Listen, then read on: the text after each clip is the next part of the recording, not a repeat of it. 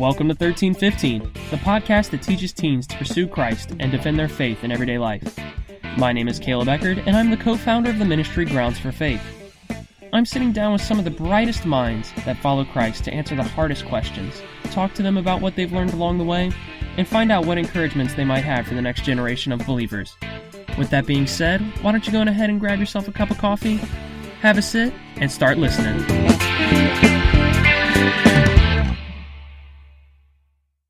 Thanks for sitting down with us again, back here with another episode of 1315, and today we've got a very special guest, Greg Koukl from Stand to Reason, as the author of multiple books, including Tactics and The Story of Reality. It is just an absolute awesome episode. His book Tactics has really influenced my life. So here's a clip from our conversation that we had a little less than a week ago. Well, I appreciate you for investing in a young guy like me and taking some time out of your day. Well, that's quite all right. Glad to help out, and I used to be a young guy too. Long time ago. In fact, when I was your age, I wasn't even a Christian. I didn't become a Christian until, I think you're 17. I became at 23, so what is that, like 6 years later? Yeah, wow. So you got a good start. A head start on me. So what prompted that for you to come to faith? Well, it was principally from a human perspective, it was my brother Mark. And he was, we were raised Catholic. We had 5 in our family, and everybody, when they grew up, kind of moved away from that. But he, during the Jesus movement in the late 60s, had become a Christian, and then he began sharing with me, and a set of circumstances resulted in us both being on the West Coast at the same time in the early 70s, and that in the Los Angeles area, so we were able to get together more often, and he just wore me down. That's awesome. So that's kind of how you came to faith. So what is that? Where did that bring you to today? What do you do? I guess for life, what do you do? Well, when I first became a Christian, I was still I was actually at UCLA at that time, and so I continued to school for a little bit, and then I switched and started studying the Bible and ended up getting a bachelor's degree in the Bible, and then as time went on, developed my own interest in apologetics. So this is 45 years ago, but over time I worked at a lot of different jobs and did lots of different kinds of ministry, just whatever was available for me at the time, Caleb. My principle now, the way I explain it to people, is I just was trying to bloom where I was planted. Mm-hmm. Kind of what you're doing, you have an opportunity, you have technology now, and that we didn't have back then, of course, and so you can begin to make an impact, and using the opportunities and skills and gifts that you have, you're blooming where you're planted. Now, who knows where God's going to take this, but already you're bearing fruit. That was my idea then. I just wanted to bear fruit. Mostly, but what the opportunities we had then were to witness or speak to people on a one-on-one, either on the street or in the community, or friends that we ran into in the social circles we ran in, the same that folks have now, and you deal with a lot of young people, and so you got high school and college kids, and you've got relationships where you have opportunity to talk about your own convictions. Well, that was the same for me then. But as I began to develop more, I got opportunities to speak before groups, smaller ones and then larger ones, and I kept trying to refine my understanding and refine my abilities to communicate, and also not just public speaking, but in writing. And so over time, I was able to, I was on the pastoral staff for about 8 years of a church. I'd done missionary work in Europe, and then in Southeast Asia and Thailand, and I lived there for 7 months, and these were all just different opportunities that came my way that I took just to make a difference in that moment, but just expand my own experience as a Christian, expand my own opportunities of making a difference in the world for Christ. And these are the things that really Caleb, God put together for me, he just kind of pieced it all together like a puzzle. I didn't have the plan, but God used it all to bring me to the place that I'm at now, and that is 25 years ago, starting Stand to Reason as an organization that was meant to train other Christians to think more carefully about their convictions, to be able to communicate them effectively, defend classical Christianity and classical Christian values, but to do it in a nice way. And, it seemed back then, 25 years ago, there was a lot of shallow thinking about Christianity by both non-Christians and Christians. And that's still the case, but, we were part of, I think, of something the Holy Spirit was doing 25 years ago to begin a groundswell of interest in thoughtful Christianity, or what I call Christianity worth thinking about. And that has led not just to the growth of Stand to Reason, but a whole host of other organizations similar to us, Ravi Zacharias International Ministries, Reasons to Believe, Reasonable Faith, Cold Case Christianity, a whole host of different groups that have sprung up that provide opportunities for thoughtful interaction and education for Christians looking to make a difference for Christ here in this particular day and age with this culture. So there's a little bit of a thumbnail sketch of what's been going on for the last 45 years with me. Yeah, that's awesome. So in that time where you kind of realized, well, I just really want to make an impact for Christ where I'm at, who were the people that that encouraged you and discipled you, or you looked up to during those times? Well, there were quite a few, and most notably, right at the first, I probably was about 5 months, maybe 6 months old in the Lord when I started to develop a friendship with a guy named Greg Koukl, who's a pastor now in Kihei on Maui.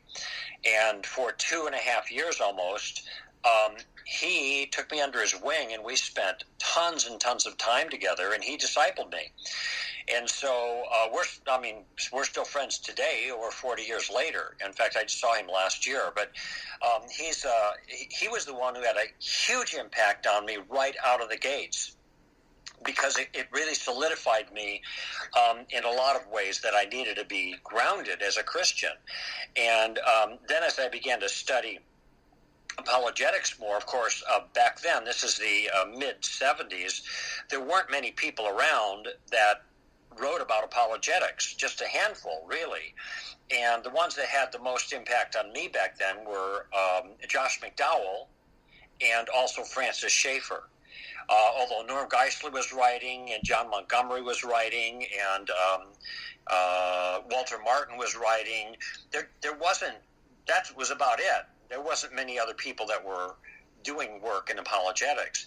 So I fed off of those two especially, and was deeply influenced by Francis Schaeffer. Then later, when I got my first master's degree in apologetics, that's when I met J.P. Moreland. And then that introduced me to a whole new world. And as soon as I finished that master's degree, where he was an instructor, then I started a master's degree in philosophy under Dr. Moreland. And it took me 13 years to finish that program. But JP has had a deeply profound impact on my life and my thinking, probably more than anyone else, and continues to do so. I mean, we've had friendship for many years now. And so those are the people that have really stood out for me. Now, I have other colleagues that have been a great encouragement to me, more like peer relationships, Frank Turek, J. Warner Wallace, Sean McDowell, people on my own staff, Alan Schleman, Greg Koukl, who is now running his own organization, Scott Klusendorf, who runs Life Training Institute now, Brett and Scott and Jim, J. Warner Wallace, were all part of Stand to Reason. They were speakers with us for a good season, or some in cases a long season, and now moved on to do important things there. So all of these relationships have had an impact on me.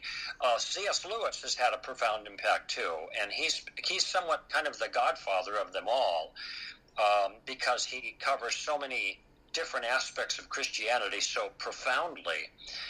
He's been gone, of course, since the early 60s, but his work continues to continue. In fact, if you go on Amazon and just look under apologetics, that category, the top books, probably in the top 20, there's going to be 10 titles by C.S. Lewis. So he's really continuing to bear fruit in a powerful way, and he's had a good influence in my own life too. Awesome. So around what point was it that you kind of decided, I've had this experience, I feel like I've learned so much, but I see some things that other people need to know that they may not already know, and you decided that you were going to take to the books and start authoring books. What kind of spurred that on, and at what point did you decide to pursue that? Yeah, well, there's actually two things going on here. In the first half, the way you were describing it, for me, I started right away passing things on. And this is a very important principle, I think. I didn't wait until I got a bachelor's degree in the Bible, then a master's degree in apologetics, then a master's degree in philosophy, and then got a job as a public speaker. It doesn't work that way. I heard one person put it this way: if you're not in the ministry before you go in the ministry, you will not be in the ministry when you get in the ministry. Yeah. Oh, that's awesome. So very, very early on, even before I become, I guess, right when I started getting discipled, my heart was to make a difference for Christ. And so I would engage people, and if I didn't know what I needed to know, then I learned it. I told them what I did know. I started teaching Bible studies when I was less than a year old in Christ. And not that I knew very much. That's not the point I'm making. It's just that whatever I knew, I tried to pass it on to other people. And the more we try to do that, I mean, it's a basic discipleship motif. We think of who is somebody around me that knows less than I do that I can pass this on to. And it's kind of like that. If we're waiting and waiting and waiting to reach a certain level of expertise or spirituality, then we're not going to get there. But then this brings me to the second thing, though. I didn't start writing books right away. I started trafficking in the material and in the information. And as time went on, when I got a chance to speak, then I would try to maybe address something, like, say, the problem of evil or the authority of the Bible or things like that. And then I would address that a little bit, and maybe in a slipshod way or an amateurish way, but at least I'm rolling. And then the next time I did it, I did a little bit better. And then if I had a chance to write something, then I was working at a church where I could do some writing in a local publication we had in our church. It was a fairly large church, but it was kind of like a newsletter. And I would write some articles for that, and it would go out to all the people at the church. Nowadays, you've got blogs and all kinds of opportunities, Facebooks and whatever, for people to get their feet wet in writing. But I never had that opportunity. I just had to find my own. After a while, Caleb, after you are writing for a bit and you, in today's terms, build a bit of a tribe, and you develop something to say and a marketable way of saying it, then you think about, well, how can I get this out to more people? In my case, the first book that I wrote, actually, it was a booklet, and it's still available. It's called Precious Unborn Human Persons, and I wrote it kind of for Focus on the Family. I'd done some work with them on the abortion issue, and so I wanted to put this thing together for them, and we still have it at our website, str.org. But that was about 96 or 97. But right around that same time, Frank Beckwith, who is a philosophy professor at UNLV at that time, now he's at Baylor, but he encouraged me. He said, well, let's write a book on relativism, because I'd been talking about that, and he's had experience, and he'd already written a few books, so he had a little bit of clout in the publishing industry. So we went in together on a book titled Relativism, Feet Firmly Planted in Midair. He wrote half and I wrote half. Well, that got me going. I had something to say because I had been teaching on this in different circumstances, and now I have a book deal, so that forces me to be more careful, more precise, more organized, more structured with my material, and I wrote that. And so one thing leads to another, it's just like any other craft. If you ask a concert pianist, how did he become a concert pianist? He's going to say, well, I started banging away at a piano when I was a kid. Da, da, da, da, da, da, da, da, da, da, that kind of thing. Yeah. It took a few lessons, and then I tried some things, and then I played a little ditty for a small group of people, and then I got serious, and then I studied some more and developed my craft. And so that's kind of how that works. Faithful in small things, you get opportunity for bigger things. Somebody once said that. I thought it was pretty good. Awesome. Well, one of your books, Tactics, has really just influenced the way that I interact with people, and I love it, and I think it's very well written. Thanks. So would you like to kind of outline some of the basic principles that you share in the book, kind of give the listeners a little bit of a sneak if they haven't already read it, and while you're at it, talk about how you develop those? Yeah, I'll be glad to. In fact, I'm right now in the process of writing a second edition that'll be out later this year, God willing. If I just make my deadlines, I can get it done. The book has been out for 10 years. It's pushing close to 200,000 in sales. It's been really, really well received. I'm very happy for that. The reason the book came out of a series of talks that I did, and the series of talks came out of a style that I developed over a period of time. Always trying to figure out better ways to maneuver in conversations, and I stumbled upon some ways of doing things that I thought I gave names to, and then, in a sense, intentionally refined them as particular maneuvers. But part of and then I put that into talks, and then as I was doing the talks, then Stand to Reason was rolling at that point. Then we put it into a video training series, and then 10 years ago I put it into a book. So there's steps like that. But it isn't like I just sat down at the table and I thought, well, what can I think of that I can put in a book? These are things that I had been doing in one way or another for years, and this is why the book is so filled with personal illustrations or anecdotes of things that actually happened to me. But before I get into the basic idea of the tactics, let me just say quickly that I began to have a very different approach or perspective on evangelism. And becoming a Christian during the Jesus movement in the 70s, evangelism was like you go out on the beach, or you go into the mall, or you go to meet people and you share a tract with them and you give them the simple gospel and you invite them to receive Christ. And back then the Holy Spirit was working in such a way that people responded.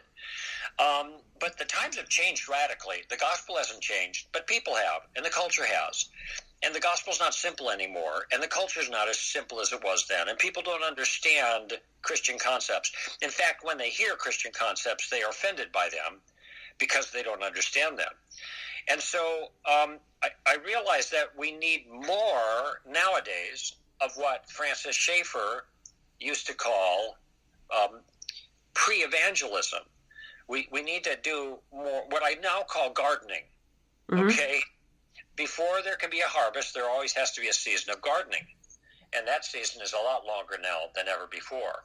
And so I encourage people, and this is a controversial idea, Caleb, but I encourage people not to worry about harvesting. Don't worry about trying to get somebody to sign on the dotted line, okay? And part of the reason is because it's a lot harder to get to that point right now. And another big reason is if I were to tell the people in your tribe, in your audience, I'm going to give you a technique that'll help you to win people to Christ, getting them to pray to receive Christ. Some people will respond, but a lot of them are going to think, oh man, that's scary, and that looks like conflict, and people are going to get mad at me if I try to get them to pray to receive Christ, and so I'm just not going to get involved at all. I'm going to sit on the bench. And so what I've encouraged people to do is to look at the process of evangelism a little bit differently.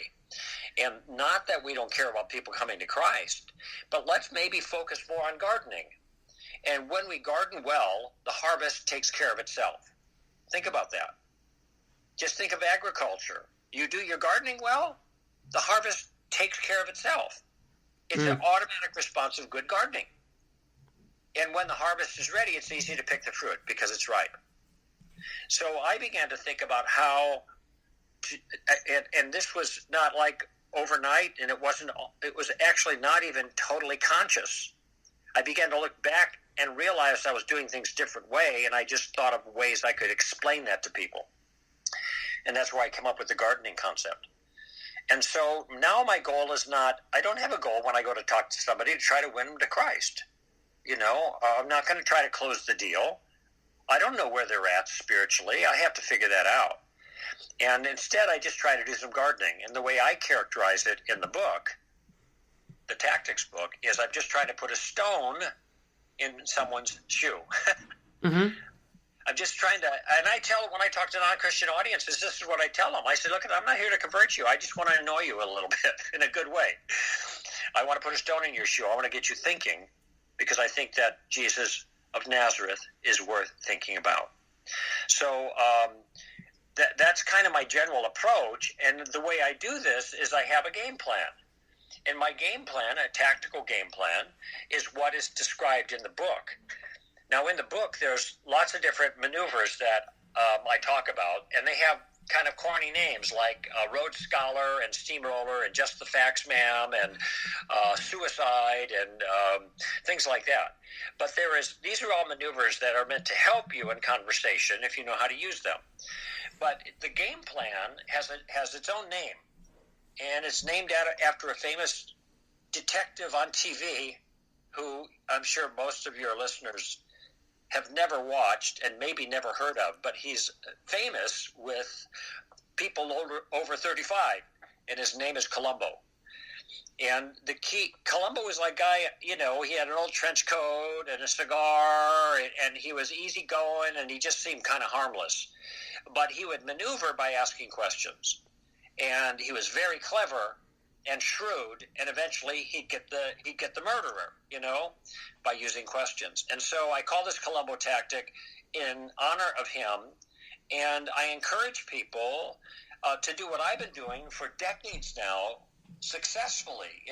much more successfully than ever before in my conversations with others who don't share my convictions, and that is to use questions in a very particular way. And that's what the Columbo tactic or the tactical game plan involves. How do we use questions to keep us in a safe zone, talking with people, to make our conversations friendlier, to make them more effective, and put a stone in someone's shoe, get them thinking. And that's what I've done in the book. Kind of outlining a 3-step process of how you use questions to move forward. Yeah. Through your experiences and your times, what question do you think you've used probably the most, or you always fall back on? Yeah, that would be the very first model question, because the game plan is kind of set up in stages. I mean, think about this. Columbo, the detective, comes on a crime scene, and all he sees is a dead body. Now, it's his job to solve the crime, right? What's the first thing that he's got to do?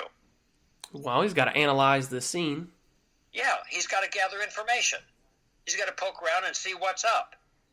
How long's the body been laying there? What are the circumstances? Who knew the person? Blah, blah, blah, blah, blah, blah, blah. So what he's doing first, he can't draw any conclusions. He can't find the bad guy or bad gal, as the case may be, unless he gets the lay of the land. This is the very most important step of the Columbo game plan, and it's the first step. The first step is to gather information.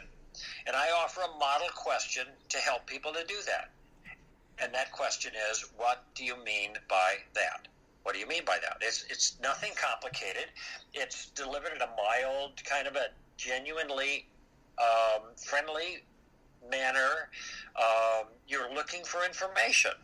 So if I were talking with you, and Caleb, and you told me, well, you're an atheist, okay? And I might say, well, what kind of atheist are you? And then see what you said. Or how long have you been an atheist? Were you raised in a religious family and you changed your mind? Or something like that. I would draw that person out to let that person tell me more and more and more about their view. Now, they might say I'm an atheist because I think believing in God is irrational. And so I ask him, okay, well, what is irrational about believing in God? Well, I've seen the arguments. They're no good. Oh, what arguments have you looked at? And what have you found wrong with them? You notice that every single time the atheist makes a statement, I'm there not, at least initially, I'm not going to try to, well, you're wrong because of this. Oh, here's the cosmological argument. Here's the teleological argument. Here's the moral argument. Here's the, argument from desire. I'm not going to just try to refute him. I don't know entirely what that person's view is or where they're coming. I want to know more about it. I want to let them explain their view. And so notice that all of those questions I asked were really some form of the question, what do you mean by that? When we ask a question like that, Caleb, well, when I do, I'm perfectly relaxed. I mean, there's no pressure on me. I'm not defending anything. I'm not preaching. I'm not trying to win this person to Christ. I'm not thinking about that. Do I want them to come to Christ? Of course. That's way down the line, though. That might be somebody else that does that with them. I have to get the lay of the land a little bit with this person. And I'll tell you a secret, Caleb. If you might have noticed this yourself because you're familiar with the book and the technique. So, but when your listeners begin just probing with questions for information, some form of the question, what do you mean by that? They're going to discover two things very quickly.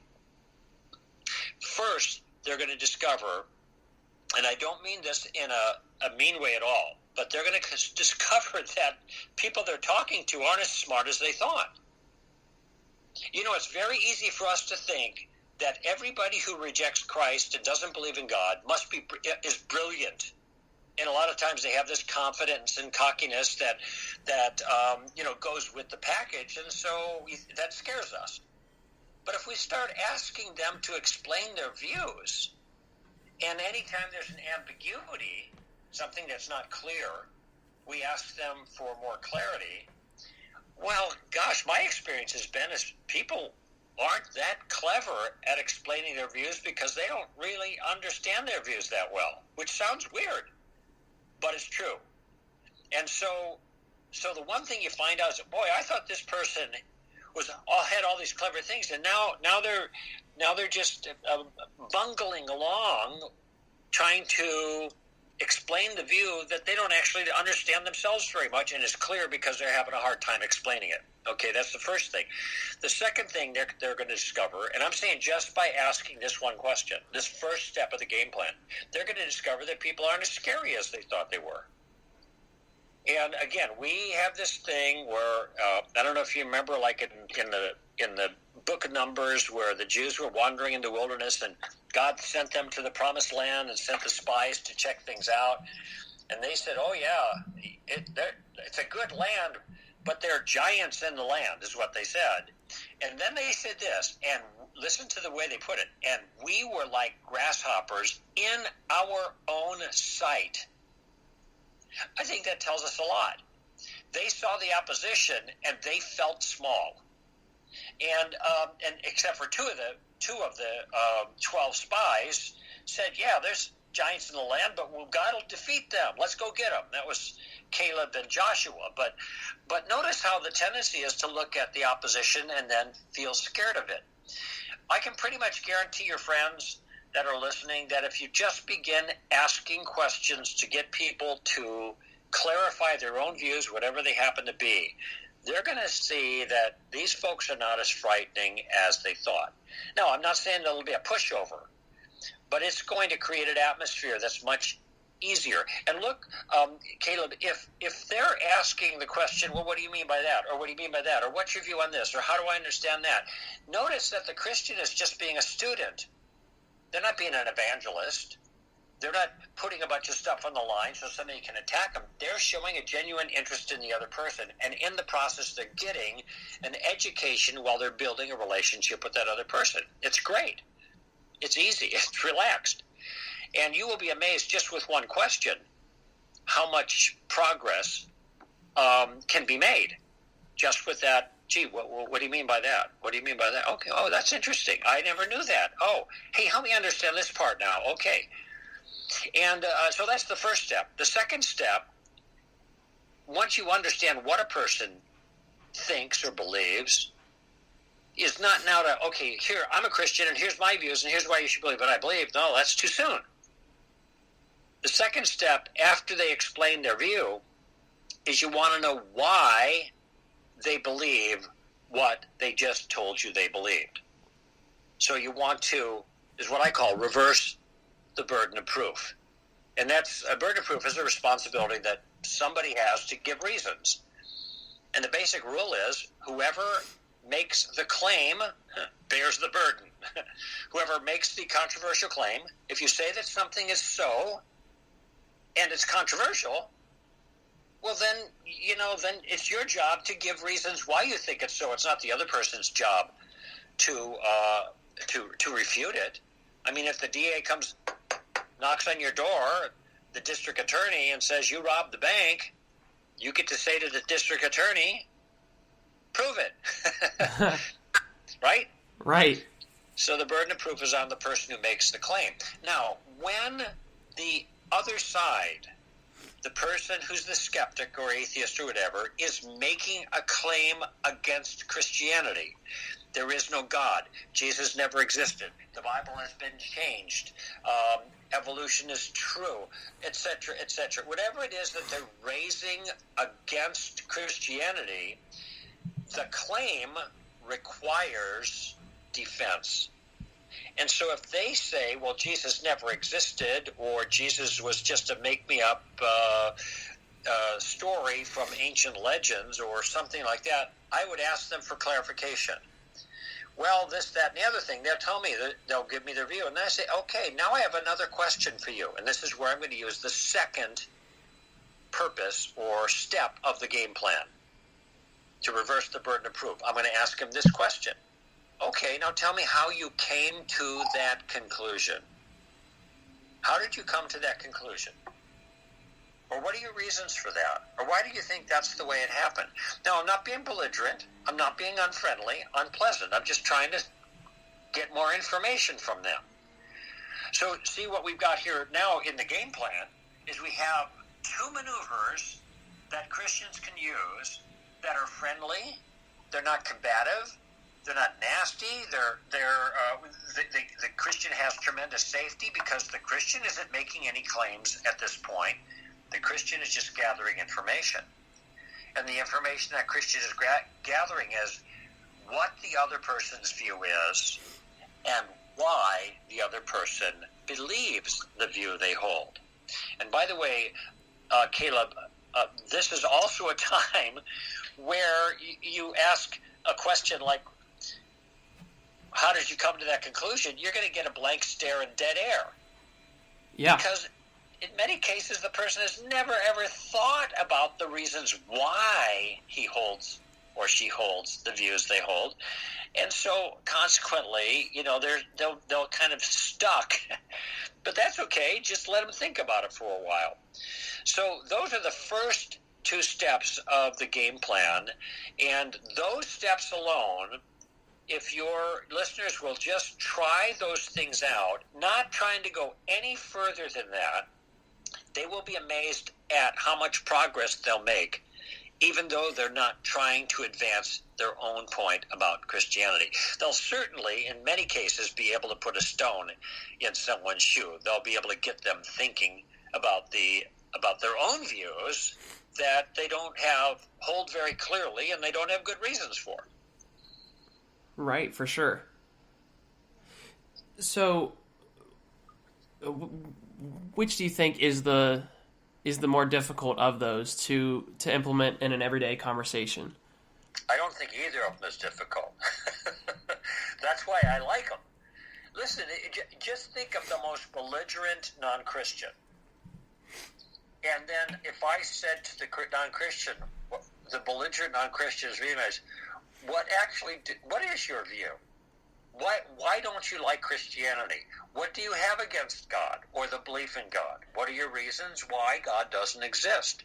What do you think is wrong with Christians? Do you think that person is going to have the least qualms about telling you? You're inviting them to preach to you. That's not bad. That's good. Because you're getting information. And you're forcing them to clarify their view. So I don't think either of those are difficult. I think those are easy. And when I teach tactics, and I just did it over the weekend at Biola, all day Friday and all day Saturday, to the master's program there, and students in the master's program of apologetics.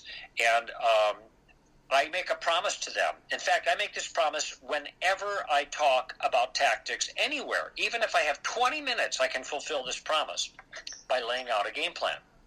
Usually I have 40 minutes to an hour, but here's the promise. I say I'm going to give you a game plan that will allow you to converse with confidence in any situation, no matter how little you know, or how knowledgeable or aggressive or even obnoxious the other person happens to be. Now, the game plan that I then give them are the first two steps that I just gave you. Those are easy. Anybody can do it. You don't need to know anything but the steps. You don't need to know theology, apologetics, philosophy, anything. You're just going to be a student. The third use of Columbo, and that's the third step of the game plan, is more difficult.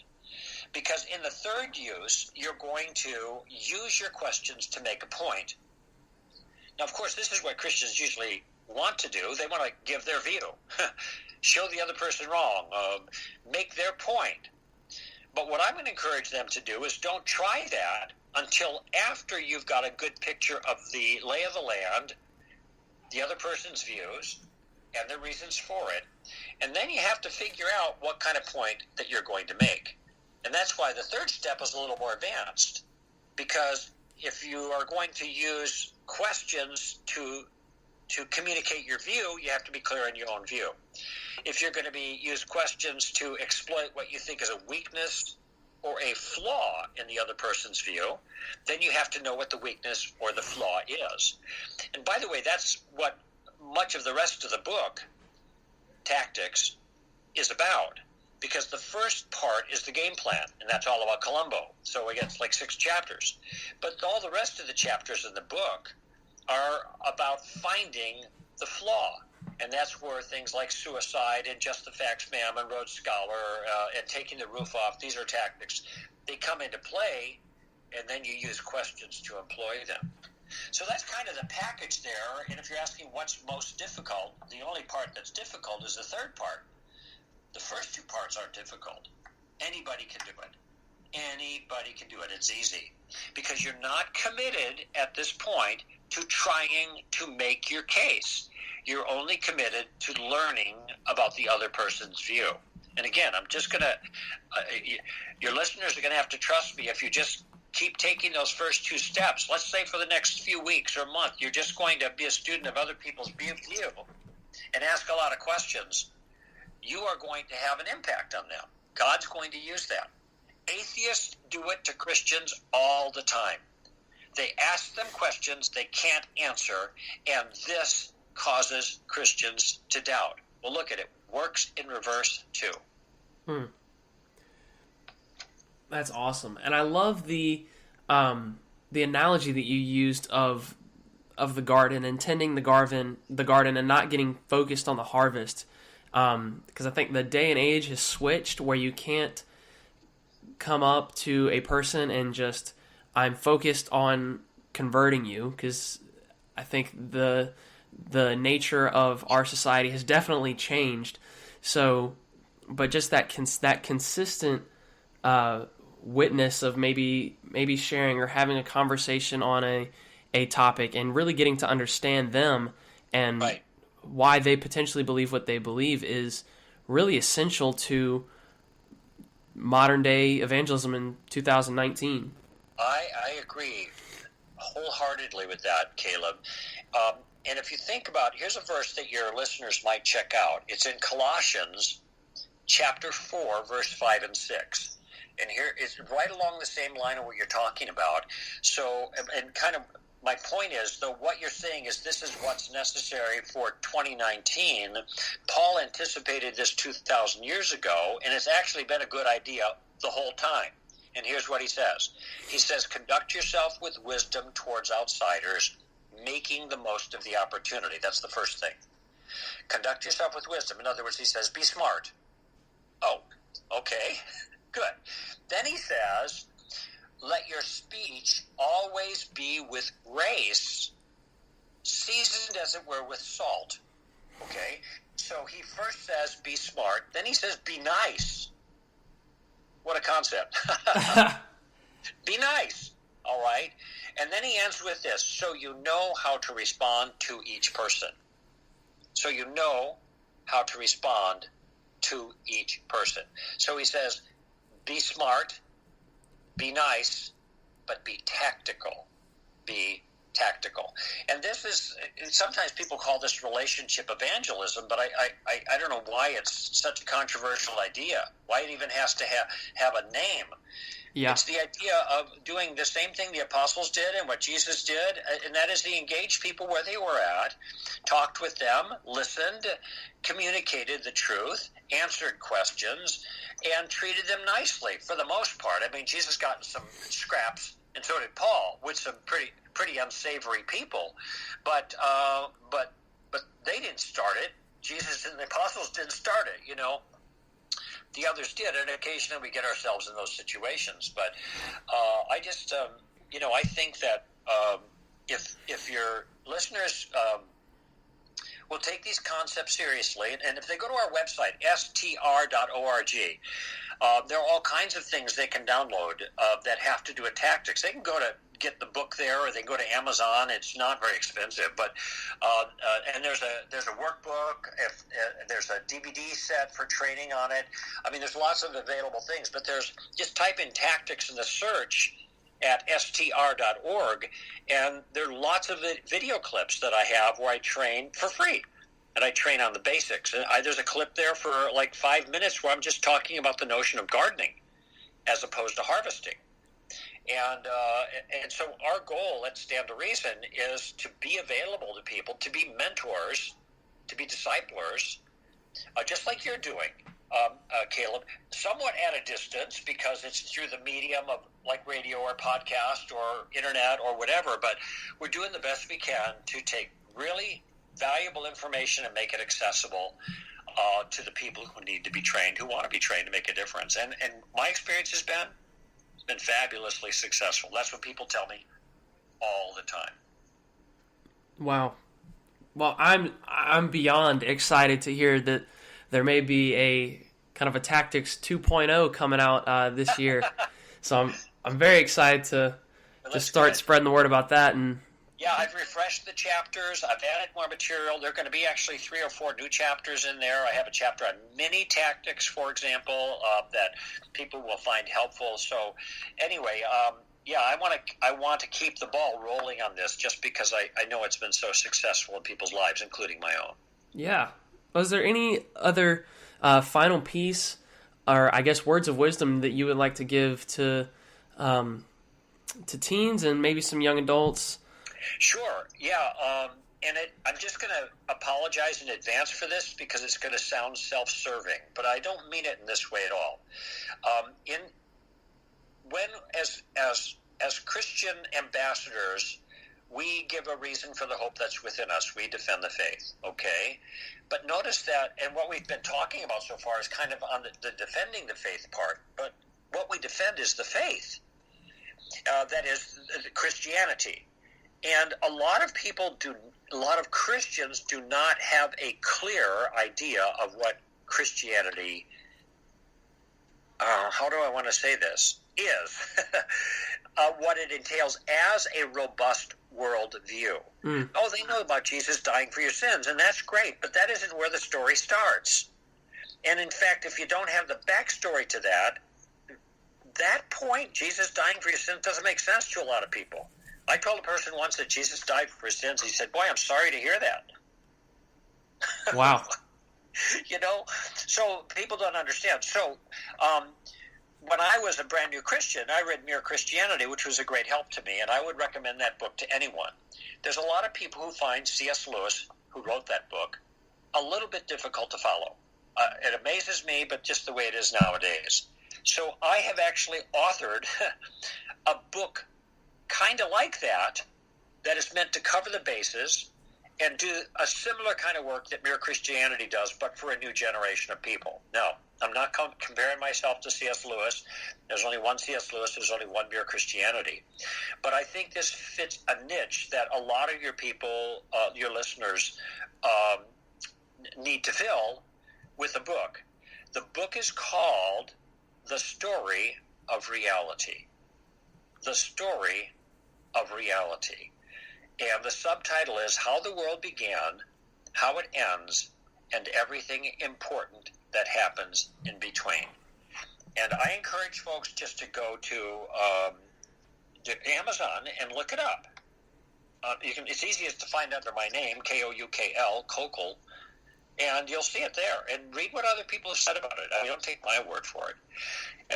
But it's been very well received because it's very straightforward.